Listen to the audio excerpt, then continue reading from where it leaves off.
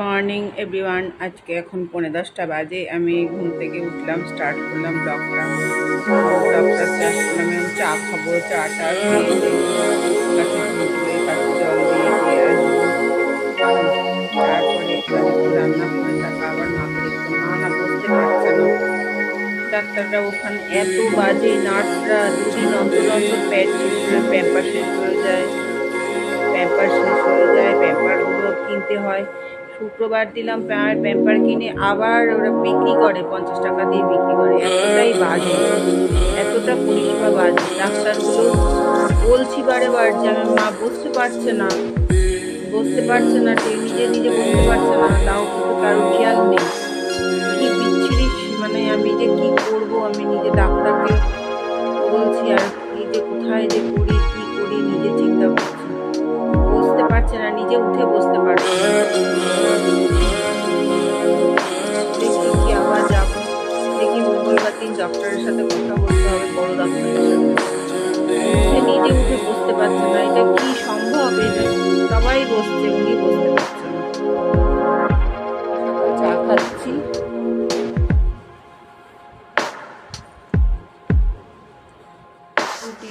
ডিম ভাজা খাচ্ছি এখন। খেয়ে দিয়ে মার বাইরে গিয়ে গরম